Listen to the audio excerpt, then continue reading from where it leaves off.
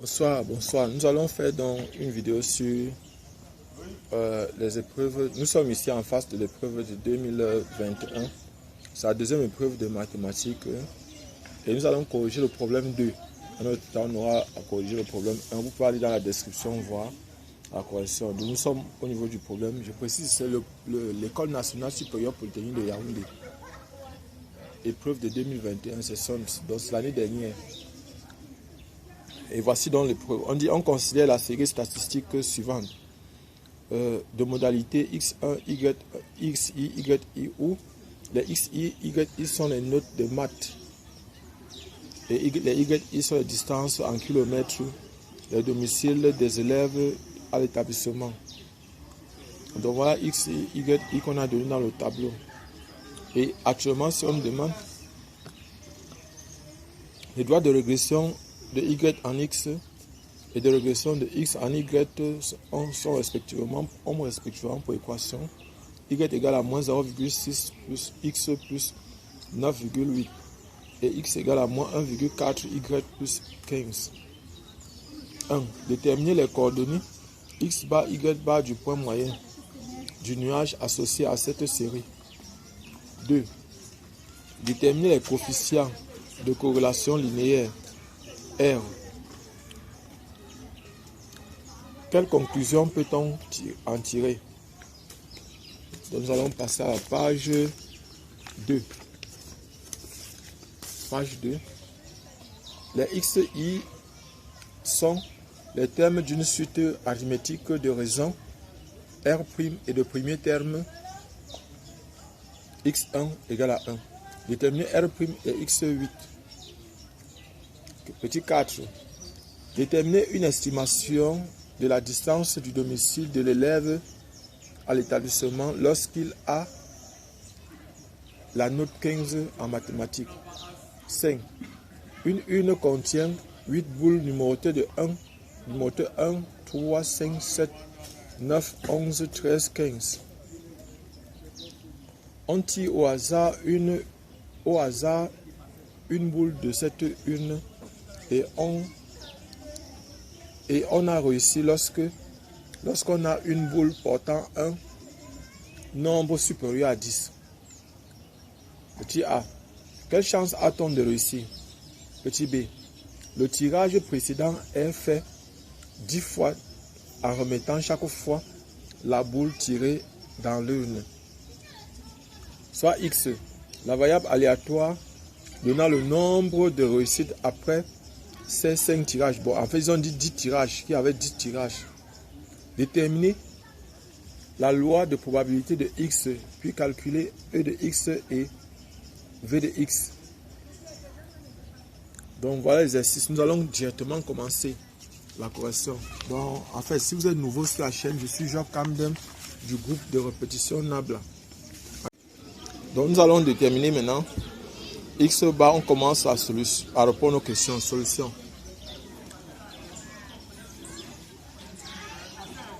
Solution. Ce qu'il faut savoir, c'est que quoi? C'est que très souvent, quand on trace les droites de régression linéaire, n'oubliez pas, je vais expliquer pour que vous puissiez comprendre. Même si la vidéo dit un peu plus. Lorsqu'on place les nuages de points, on a X, on a Y. Voici l'origine ici. Donc, si je trace par exemple, voici ma droite ici. Ça, c'est la droite X, par exemple, en Y. Et je trace aussi à droite, maintenant, Y en X. Ça, c'est la droite Y. Ça, c'est D de Y en X. Alors, le point de rencontre ici. C'est-à-dire ce point de rencontre. Et ça, c'est X bar. Et ici, comme ça, c'est Y bar. Donc, tout ce que nous, on aura à faire, étant donné qu'on a les équations de la droite, on a la droite Y. On a les équations de droite. On a Y égale à moins 0,6 X plus 9,8. Et on a Y égale à moins 1,4 Y plus 15. Plus 15. Voilà ce qu'on a. Et maintenant, on va poser. Là, c'est quoi que je fais? C'est X ici plutôt. C'est pas Y, c'est X. On va donc poser sur le point de rencontre des deux droites. Donc, je vais prendre le X, je vais venir remplacer. En passant par la substitution, on a y donc égal à moins 0,6 facteur de moins 1,4 y plus 15 plus 9,8. On va développer, ça va faire donc 0,6 fois 1,4 y plus moins 0,6 fois 15 plus 9,8. On va envoyer ça de ce côté-ci. Donc, en fait, ça va faire... On a donc 0,6 fois 1,4 égale 0,84. Ça fait 0,84 y moins 0,6 fois 15 plus moins 9,8. Donc ça va faire plus 0,8. Et là maintenant je vais prendre ça et va envoyer ça. Ça fait y moins 0,84 y égale à 0,8. Et tu vas dire que 0,16 y égale à 0,8. Là c'est y bar. Ici c'est y bar. Donc partout là, lorsqu'on pose l'égalité entre les deux, donc ici c'est y bar. Donc ici ça va, on va trouver y bar. Ça va faire on va tirer donc y bar égale donc à 0,8 divisé par 0,16. 0,8 divisé par 0,16 divisé par 16 égale à 5. Ça donne 5. Donc voilà, on dit que y bar égale à 5. Si y bar égale à 5, on aura x égale à moins 1,4 y bar, là c'est x bar, plus 15. Ça va faire au moins 1,4 fois 5 plus 15.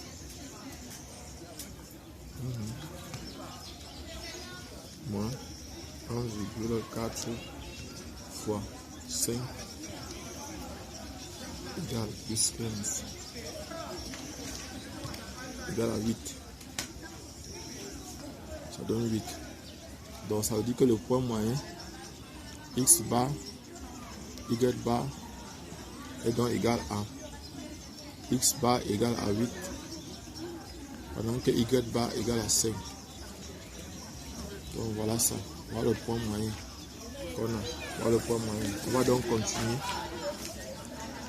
La deuxième question, on demande de déterminer. La deuxième question, on demande de déterminer le coefficient de corrélation linéaire R. Quelle conclusion peut-on en tirer? Alors, deuxième question, déterminant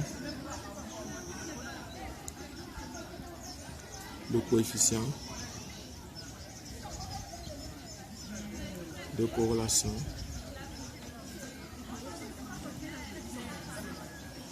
linéaire R. Donc R est égal donc à covariance de x, y divisé par les 4 types de x fois les 4 types de y. Or, pour faire cela, on a les droites y en x. On a donc y égale à bon, ça va faire a indice x facteur de x moins x bar plus y bar. X égale à y facteur de. Donc ici ça va donner quoi? Ici c'est égal à moins 0,6 x plus 9,8. Ici maintenant ça va faire y moins y bar plus x bar qui est égal à moins 1,4 y plus 15. Donc, on a AX qui est égal à la covariance de X fois Y divisé par la variance de X. Et AY, ceci est encore égal à moins 0,6. AY qui est égal à la covariance de X fois Y divisé par la variance de Y qui est égal à moins 1,4. Donc si on fait AX fois AY, ça va donner moins 0,6 fois moins 1,4 qui est égal à covariance de X, Y au carré divisé par la variance de X par la variance de Y. Donc c'est encore égal à R au carré. Donc ça donne encore R au carré. Ça c'est le coefficient de corrélation au carré. Ce qui va donc donner 0,6. On a 0,6 fois 1,4. 0,84. Ça fait 0,84. Donc R est donc égal à, si on fait racine carrée de égal, on fait 0,92. R égale à 0,92. Donc conclusion.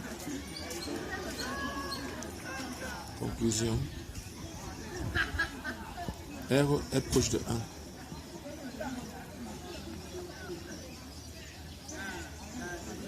1. R est proche de 1. Donc le coefficient de corrélation est proche de 1. Ça veut dire qu'il existe une bonne corrélation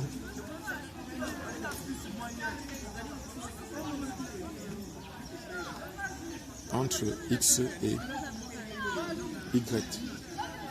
Ou bien on peut dire qu'une corrélation acceptable. Donc on peut dire qu'il existe une corrélation acceptable entre X et Y. Je m'excuse pour la main qui passe parce que je suis en train de prendre les preuves. Nous sommes à la question 3. On dit les X et Y sont les termes d'une suite arithmétique de raisons R' et de premier terme X1 égale à 1. Déterminer R' et X8. Donc nous sommes à la question 3. Ça c'est X1 égale à 1 et R'. Donc on cherche R' qui est la raison égale à quoi et X8 égale à quoi, on ne sait pas. Donc ce que je vais faire c'est quoi? C'est que je sais que X2 égale à R' plus X1. X3 égale à 2 fois R' plus X1. X4 égale à 3 R' plus X1. X8 égale à 7 R' plus X1. Donc, on m'a dit, on connaît le premier terme. Bon, la somme des termes d'une suite arithmétique. La somme des termes d'une suite arithmétique. Parce qu'en fait, on va voir que la moyenne X bar. Donc, voilà ce qu'on a. Écrivons d'abord ça. Pourquoi il fait ça? Il fait ça parce que X bar qui est la moyenne est égal à X1 plus X2 plus X3 plus plus X8 plus X8 égale sur 8. Donc, et ce qui est ici en haut, ça veut dire que 8x bar est égal à x1 plus x2 plus plus x8. Donc, voilà ce qu'on aura en ce qui concerne la moyenne. Donc, la moyenne, vous voyez par exemple ici, c'est 8 fois la moyenne qui est égale à ça. Donc, il va venir ici, donc on fait la somme. Si on fait la somme ici, ça va donc faire 8 fois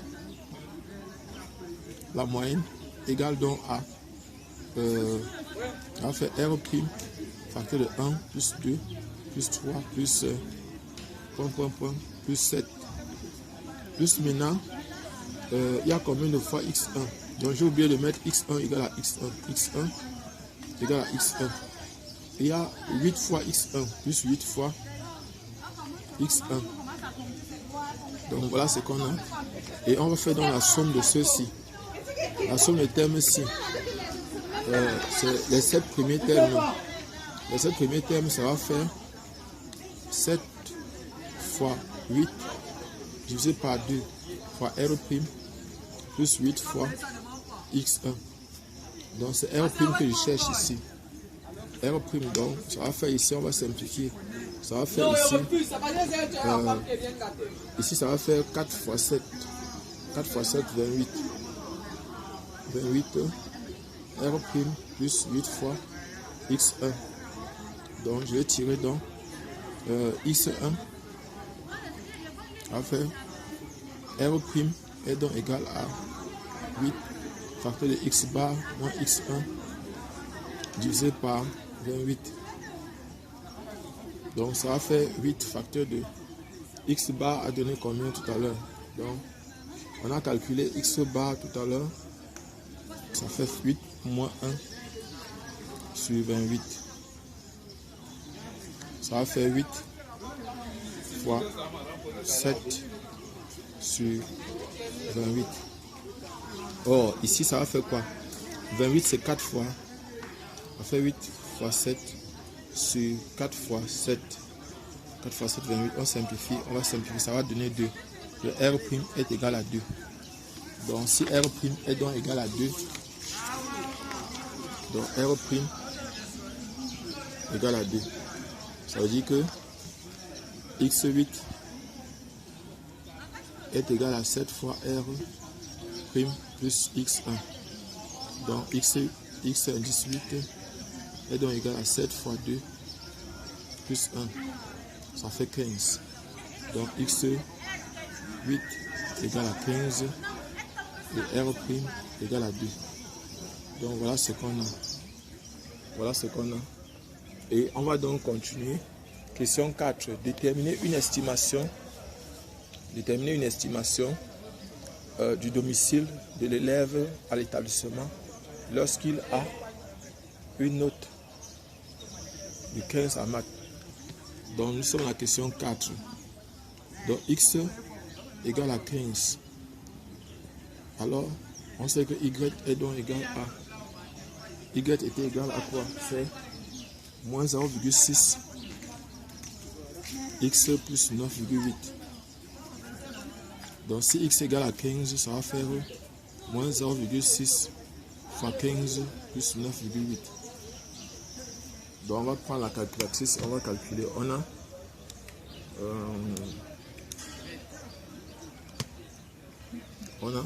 0,6 fois 15. 9. On va faire moins 9 égale à moins 9 plus 9,8. Ça fait 0,8. Donc Y égale à 0,8 km. Donc pour l'élève qui est situé à 0,8 km, il peut avoir une note de 15 sur 20 en mathématiques. Nous passons directement à la question 5. Une contient 8 boules. Numéroté 1, 3, 5, 7, 9, 11, 13 et 15. On tire au hasard une boule de cette urne et on a réussi lorsqu'une boule portant un nombre supérieur ou égal à 10. Petit a, quelle chance a-t-on de réussir? Donc nous sommes à la question 5. On a au total combien de numéros ici? On a 8 numéros. 1, 2, 3, 4, 5, 6, 7, 8. On a 8 numéros. Et on a le succès si on trouve un nombre supérieur à 10.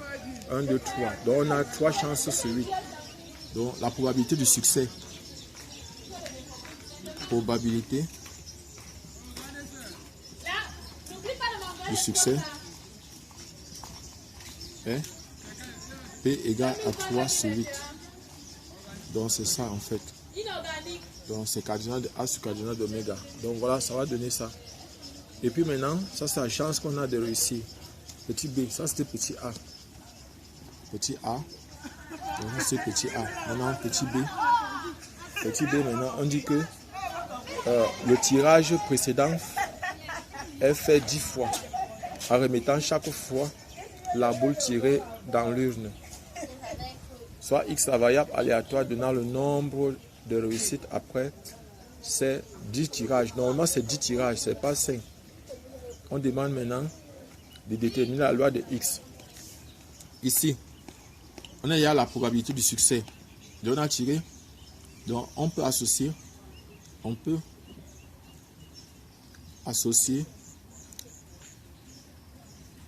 à cette expérience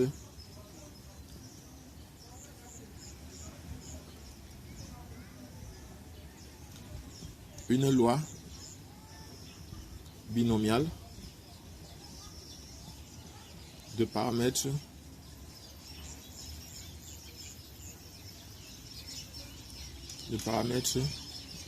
n égale à 10 et p égale à 3/8. La fonction de masse est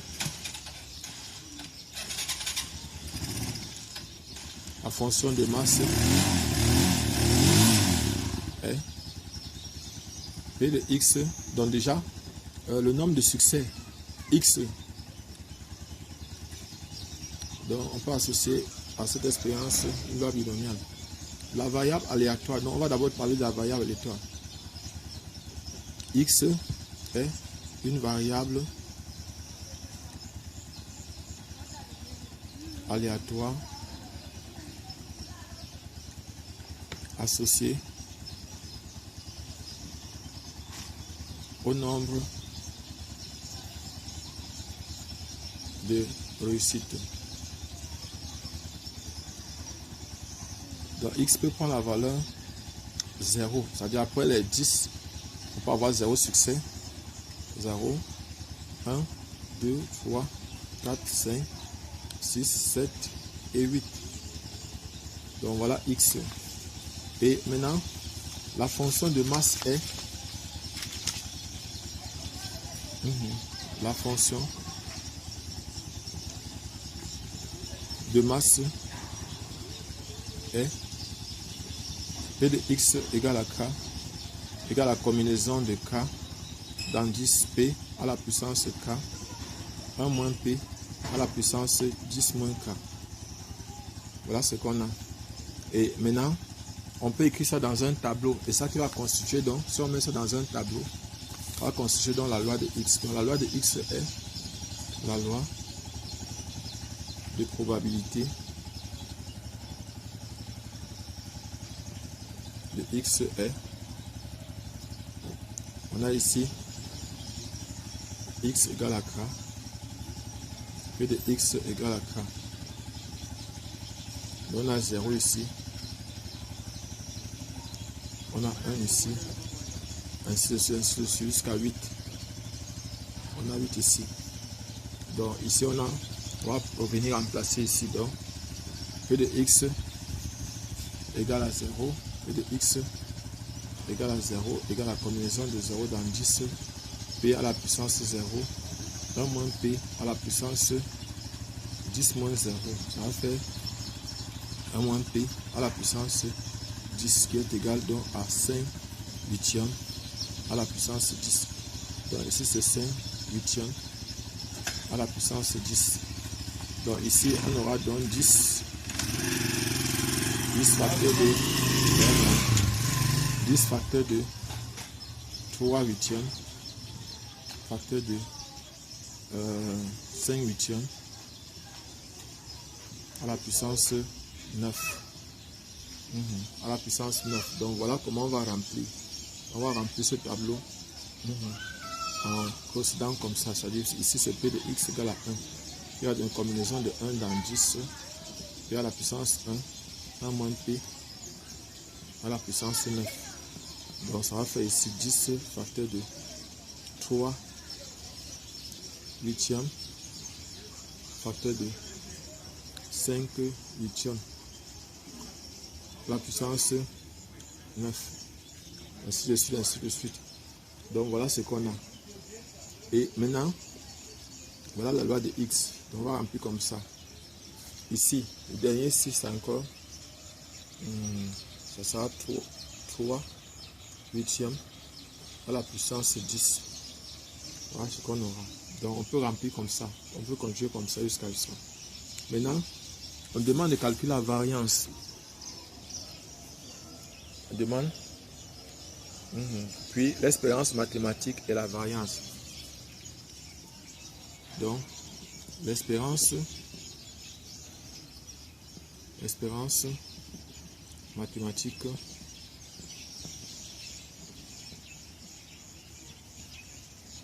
est E de x égale à quoi? Somme des xi fois p de x égale à xi. Donc on va faire chaque fois ça, puis ça, fois ça, puis ça, fois ça, ainsi de suite, jusqu'à la fin. Et selon la loi, ici on a une loi binomiale, ça veut dire que c'est n fois p. N fois p, ça veut dire que c'est 10 fois 3 huitièmes. Donc on peut simplifier par 2. On va faire 5. On va faire 15 sur 4. Donc l'expérience mathématique ici est égale à 15 sur 4. Donc E de x est égal à 15 sur 4. Donc voilà l'expérience mathématique. Parce que simplement c'est une loi binomiale. On applique simplement cette relation-là parce que n fois p, c'est la loi binomiale. Maintenant, la variance. Variance est V de x. La formule c'est E de x au carré moins E de x de tout au carré. Mais nous, ici, la loi, on a la loi binomiale. Comme c'est la loi binomiale, on a V de x égale à np fois 1 moins p. Donc ça va faire 10 fois 3 huitièmes fois 5 huitièmes. Donc ça va faire, ici on va simplement multiplier ce qu'on a trouvé tout à l'heure ici par 5 huitièmes encore. Donc ça va faire 5, 15 fois 5.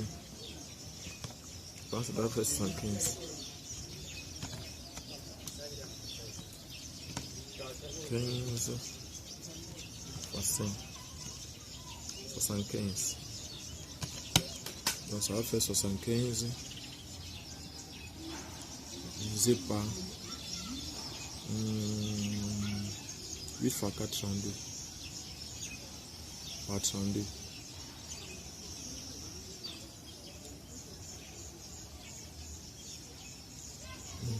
Donc V de x est égal à 75 sur 32.